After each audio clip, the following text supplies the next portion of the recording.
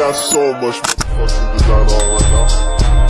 Bring it down, bring it down, make it come. I got 3 old guys, I'm the block with it. Bitches on my line, and you know. Guys, ako nga pala si Mark Jacob, batang vlogger. Kung bago pa lang kayo sa aking channel, ay huwag niyong kalimutan mag-subscribe. Ngayon ay tuturo ko sa inyo kung paano gumawa ng class record kagaya nito. Yan. So, panghinihintay natin, let's go! Ang una mo nga gawin ay pumunta ka sa Play Store. Tapos, i-download mo ang Microsoft Excel. Total yung sa akin, i-download ko na, kayo na lang mag-download nito. At kapag na-download mo na nga ito, may makikita kang cross sa gilid at pinutin mo ito. Kapag napindot mo na nga yung cross, ay pinutin mo na rin ang aking binilugan. At kapag napindot nyo na nga yung dalawang yun, ay makakapasok na nga kayo dito sa column na to. Kung saan, pwede na kayong gumawa ng mga grades or what na gusto nyo.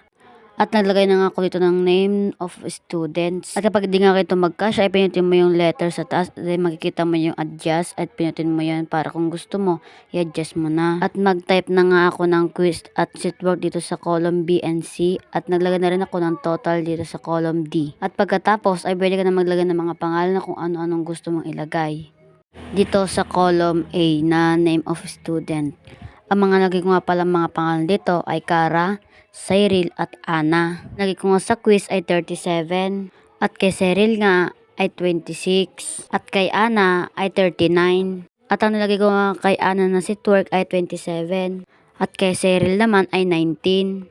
At kay Ana ay 20. At kapag kukunin nyo ng total nito, ay pinutin nyo lang ang column sa baba ng total. At maglagay kayo ng formula. Ang formula nga dito ay equals. Then mag-type kayo ng sum. At pag na-type nyo na ang equal tsaka sum, ay maglagay kayo ng parenthesis. Then pinutin nyo ang column B and letter C. Para mabuo na siya, lagdagan nyo pa ng parenthesis sa gilid. Pare-pares lang ang gagawin dyan.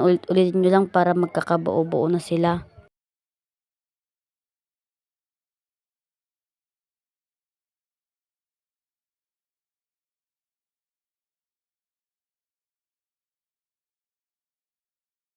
At yan na nga na matapos ko. Ang tanong, paano naman kaya ito i-save?